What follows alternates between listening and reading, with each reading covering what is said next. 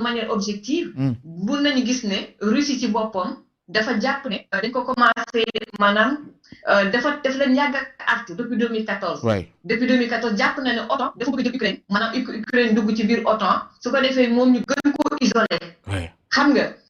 léegi nag bon guerre xeex bi yëpp foofu la. Alors boo xoolee tey jii Russie ni mu nekk di def nii Ukraine il pense que enfin les médias européens c'est ce qu'ils disent. Ils disent que Poutine ukrainien yi la résistance ukrainienne daf ko jëlee kaw. daf ko jëlee kaw parce que ba tey jël Kiev et cetera mais xamuñu ne Poutine mi ngi teg ay plan mi ngi avancer lentement mais doucement. te mi ngi wàccul yoonam en fait. wàccul yoonam boo xoolee guerre bi. wàccul yoonam benn yoon li mu bëgg def mu ngi koy def ba instant bi nii booy xool mi ngi tey jii jël nañu Mariupol xam nga jël nañ ko tey jii le port et tout ça donc nee nañu téye nañu Mariupol booy xool Mariupol bokk na ci 3 grandes villes yi localités yu gën a am doole ci Kiev. Donbass ci boppam dafa nekk pro-russe c'est-à-dire y a des séparatistes pro-russes donc côté sud bi mu ngi koy jël di yéeg di avancer donc tey Poutine ngeen xam ne Poutine tey bu bëggoon a jël Kiev ma ni Poutine tey bu bëggoon jël Kiev tey daf koy jël lu koy yomb lay doon ba léegi dugul Kiev. oui lan la tactique la selon yow wala lan la parce que ñëpp jàppoon nañ ne aussi pourquoi guerre bi durée oui stratégie la. Stratégie là, parce que booy xool bu baax parce que y a un consultant qui a sorti cette idée là ku nekk commencé de réfléchir mu ne est-ce que Poutine bëgg na jël Kiev maintenant dafa nekk di def benn stratégie côté sud du pays bi Ukraine la nekk di jël nànk-nànk di yéeg nànk-nànk. D'accord. Kiev te bu bëggoon raser Kiev daf koy raser parce que démb centrale nucléaire bi mu attaqué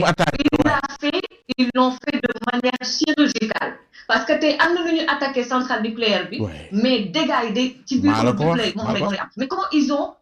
attaqué la centrale nucléaire c'est-à-dire sànni fa c'est-à-dire incendie bi benn ci benn partie la ils l'ont fait de sciemment. Mais on a vu ce qu'ils font on a vu même am nañ doole les Belges bëgg a def dañ koy def te kenn mënu leen ko teree def. même avertissement bu mag la même ci li ngay wax noonu sax ñi ragaloon que ni sax même centrale bi ñu laaloon mu am ay jafe-jafe on a même vu les Belges daw di wëri iode bi pour leen protéger yooyu pour wane ne xëy na mënoon na indi ay conséquences ci wàllu wi mais ci li nga wax ni mati dafa am solo dañ ciy taxaw bëgg naa bi sant tamit ñëw ci mooy li mu wax sànq que ni médias occidentaux yi booy fàttaliku suñu édition spéciale ñu ci wax mooy nit ñuy présenter mbir yi souvent ñu jox la ay ñu commenter loo xam ne da nga naan ñii fan lañ jëlee image yi est-ce que image yooyu mooy refléter la réalité on a vu même benn mise en scène ñuy wane que ni benn journaliste def benn kiyam benn stand-up am derrière ñu wane ay nit ñoo xam ne nee nañ dañ leen présenter comme ñuy dee mais la ñuy gis derrière kii jug di dem di ñëw muy wane ni kooku moom xëy na ñeneen ñi mun nañoo dee mais kooku deewul mooy manipulation am na ci comme ni muy wax nii ci wàllu manipulation bëri na ci te période de guerre sax moo demee noonu parce que dañuy wax faral di wax ne la première victime d'une guerre c'est la vérité. La première victime c'est toujours la vérité. Donc même Clémenceau doonoon kilifa France da ko doon wax mu ne kàcc mu ngi gën a bëri bu élection di wàcc ak bu guerre di am. Donc loolu manipulation day faral di am mais les occidentaux bay passé ñu ngi ko fiy wax ñoom boo xoolee seen traitement de l'information ils sont totalement en guerre. Les médias occidentaux ils sont totalement en guerre donc nu ñu lay présenter histoire bi. ak yow ni nga koy gisee ci l'autre partie les Russes aussi tamit c'est diamétralement opposé te aussi lu ci gën a grave mooy lan ñoom ñu ngi ci seen propagande y avait en Europe des chaînes russes yi nga xam ne ni ñu ngi doon émettre en Europe en France notamment et partout mais dañ leen tere léegi émettre tuñ mais c'est extrêmement grave mais c'est une dictature de la pensée ñoom ñi nga xam ne ni toujours ba passé maa ngi ko fi doon wax ce sont des promoteurs de certaines valeurs liberté d'expression nangam ak nangam dugg na fii gën mais c'est une dictature parce que le français lambda aussi mën na am beneen version bu uteeg bu ko média français di jox c'est important mais Mati sur cette question est-ce que bu ñu waxee ne oui manipulation am na te ci médias occidentaux yi la ëpp mais de la même manière est-ce que war nañoo mën a dédouaner la position de la Russie pour dire que ni jusqu'ici Poutine la mu wax la mu mettre en avant la muy mettre en œuvre ak li waral taxawaayam bi yëpp on lui donne raison carte blanche ci di mu def yëpp. J'ai pas bien entendu ta question. Mani dama bëgg a wax ni. soo waxee ni tey médias occidentaux yi ni ñu présenté guerre bi am na ci benn dose de manipulation mani de la même manière est-ce que ci côté Russie nga jël Poutine mooy action yi muy mën a nii lim ko layal yëpp ak li mu nekk di def yëpp ak ni ñuy défendre seen bopp ñoom tamit de seen côté est-ce que mën nga jàpp ne amul benn manipulation que ni ñoom it ñu ngi dérouler selon ni ñu ko déggee waaw parce que ci Russie par exemple tey jii loolu lañ doon expliquer sax il y a 50% de la population tey guerre bi nu muy demee ni lu ci ëpp ñoom yëguñu ci dara surtout nag ñi nekk ci province yi ñi nekk ci province yi parce que gis nga Facebook bi par exemple Facebook bi bloqué nañ ko restreindre nañ également te ñi nekk ci province bi sax ils sont pas trop internet d'après li ma comprendre te seen télévision yi également en Russie dañ leen di interdire ñu wax ay mots yu mel ni guerre ay invasion ak yu demee noonu donc 50% de la population ñoom ils sont au courant il y a beaucoup de choses qui sont pas au courant en fait donc aussi tey li nga xam ne moom la ñuy gis en Europe maanaam yenn médias russes yi ñu di ko bloqué di ko interdire la même chose dañu gis également Russie tu as vu que CNN arrêté nañu seen journalistes yi nekk foofu anglais yi ils ont fait pareil ainsi de suite parce que il a mis sur pied il a créé une loi taxawal nañ benn loi boo xamante ne ni nee nañu am na li ngay wax ci guerre bi ça veut dire que da ngay jaxase information manipulation lay doon donc mën nañ la emprisonner ce qui fait que voilà les médias occidentaux ñi commencé di jël seen i bagages dem seen yoon donc c'est deux côtés en fait les deux côtés moo tax daal man seetaan ko mu intéressé la mais il y a pas de saint il y a pas de blanc il y a pas de noir donc il faut qu'on apprenne à comprendre une chose monde bi ñu dund léegi amul ange amul démon carrément mais est-ce que oui est-ce que gis nga gris moo am ci yenn situation mais est-ce que gis nga porte de sortie sànq ñu ngi koy évoquer mooy jusqu'ici Poutine mu ngi dérouler ci négociation yi li mu mettre en avant pour que ñu mën a waxtaan varié wu ci position varié wu ci de l'autre côté également Zelensky ak lu mu mënti wax ak même bu fekkee Europe ak OTAN ñu koy supporter ci làmmiñ rek la yem c'est-à-dire moom li mu am li existant mooy moom ak peuple am te gis nañ fragilité yi mu am ci wàllu wi est-ce que lan justement moo war a doon dénouement bi ci crise bi lu ñu war ne xëy na léegi mu jeex léegi mu jeex ko mun na aussi jël temps mun na jël ay semaines mun na jël ay weer parce que sànq maa ngi la ko wax ma ne la tey Poutine su bëggoon jël Kiev dina ko jël mais dafa nekk ci benn stratégie xam nga dafa mel ni dafa bëgg assiéger yenn bërëb yu am doole yi localité yu am doole yi pour mun leen a imposer ñu mun a toog nag daal di négocier waat mais à son avantage bu leen fàtte ne bëggul benn yoon moom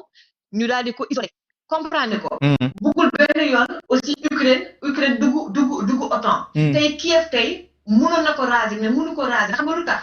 tey ukrainiens yi ak Russes yi comme ay cousins parce que c'est l'ex-URSS ba pare y a des bâtiments tellement symboliques à Kiev Poutine mënu ko raser parce que bés bu ko raser y aura des Russes yi nga xamante ni am nañ fa ay mbokk am nañ fa ay xame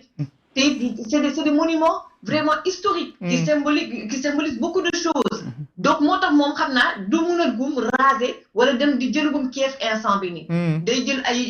yu am solo localité yu am solo mu nekk un avantage mu obligé leen nag ñu toog table de négociation mu nekk à son avantage à lui donc mun na jël temps comme mun na bañ a jël temps mais pour ñëwaat ci Zelensky moom dafa xaw découragé booy xool parce que nee na leen les sanctions économiques jurul dara en fait c'est trop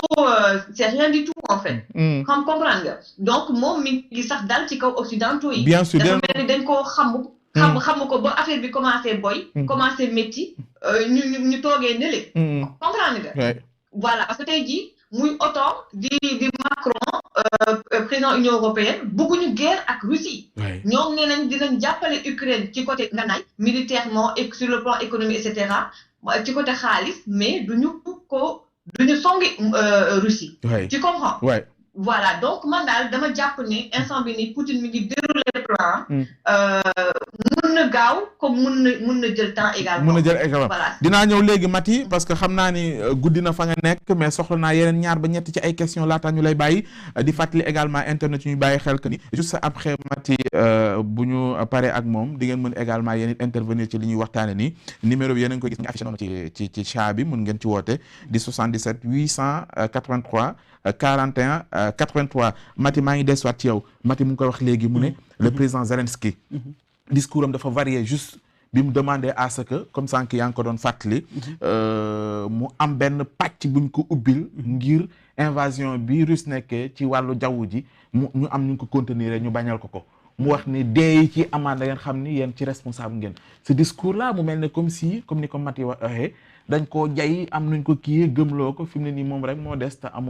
amul doole ju mu contenir li nga xam te ne moom la parce que moom lu muy sàkku ci OTAN bu ko OTAN defee mooy OTAN dugg na ci guerre bi parce que moom lu mu wax clairement mooy zone d'exclusion aérienne maanaam du ñu permettre les avions russes ñu naaw surtout loolu nag nu ñu leen di teree ñu naaw mooy da nga leen di wàcce te ku leen di wàcce parce que bu guerre bi commencé ba léegi déggoo ñu ne armée ukrainienne wàcce na benn avion parce que Russes yi bu ñu commencé offensive yi lu ñu njëkk a def mooy détruire les capacités aériennes de l'Ukraine donc avion zone d'exclusion aérienne OTAN rek moo ko mën a imposer wala un pays de l'OTAN donc te nag OTAN bu ci dugalee loxoom Poutine avertir na leen dès le début il leur a dit clairement yoonu kenn nekku ci ku ci dugg aussi lu la ci fekk yaa ko def sa bopp te aussi tamit devant Emmanuel Macron il lui a clairement dit moi je suis pas dupe je sais que OTAN seen force ñoo ma ëpp doole fuuf téeméeri fukki junni yoon bu ñu jàmmaarloo mën nañ ma duma duñu sama morom ci budget militaire rek yi demee noonu mais attention man j'ai l'arme nucléaire devant Macron il a Satan 2 j'ai l'arme nucléaire jàgg na di ko te la Russie c'est la première puissance nucléaire bërki démb rek Clédor Sène mu ngi ko fiy wax seen Satan 2 boobu mun na raser la France te mun nañu atteindre la France donc lu tax autant pour booy rek parce que tamit waa ji Zelensky peut-être comédien la woon kii demee noonu qui fait face à un ogre parce que quelqu'un ki nga xam ne ni c'était un enfant des rues un délinquant qui a fait la rue qui a résisté dans la rue qui a fait le KGB nee nañ bu ñu koy recruter benn faiblesse la amoon tiitul dara loolu mooy faiblesse am maanaam tiitul dara est-ce que yaa ngi comprendre tey c'est-à-dire baax na tamit nit ñuy xam absolument à qui on a affaire parce que souvent dañuy wax waa ji dafa dof nii dafa nangam mais attention jotu ko lu am solo la léegi wax ni bien sûr doful dara jotu ko doful peut-être propagande la yi demee noonu moo tax ñu naan dafa dof ak mais moom lu mu wax dafa yàgg clair te Vladimir Poutine boo koy wax du question far mais aussi fu mu teg tànkam ci benn logique bu clair la ko teg parce que pour rappel en 2004 am na fa ay élections yi ñu ne c'est un pro-russe moo ko gagné après mu am c'est la première révolution la révolution orange 3e tour man bu ma juddoo ba léegi maa ngi koy doog a dégg Ukraine laa ko dégg waa ji gagné ñu dem 3e tour le pro-occidental gagné te la révolution orange c'est l'Union européenne moo ko doon xam ba ci suuf asa yaa ngi ñu teg ci 6 ans en 2012 le pro-russe gagné mais égalewul mandat parce que da doon négocier ak Union européenne après rompre ko rapproché wu ci Russie quelques jours après révolution Maïdan moo ko daaneel est-ce que yaa ngi comprend donc Vladimir Poutine il se dit day gis loolu aussi xam ni fan la jëm il a une lecture de la chose il a une lecture de l'histoire parce que il est clair moom amul ay nëbb te li ngay expliquer nii rek di joxe process bi moom ci discours am sax il a fait ressortir ça ci premier jour bi déjà pour wax ne on ne va pas commettre deuxième erreur parce que dund nañ ko fii ci deuxième guerre mondiale qu'est-ce qu'il reproche à Gorbatchev il dit parce que en 1991 les États-Unis dañ leen promettroon ne leen donc duñu étendre autant vers l'est mais maintenant lu muy reprocher Gorbatchev mooy en diplomatie lépp dañ koy bind signé ko parce que en 91 nee nañ duñu étendre autant mais 8 ans après 4 pays de l'OTAN mais entre 91 et 2020 ñu ne 14 pays de l'ancien URSS ñu ngi autant ak des dispositifs militaires entouré ko donc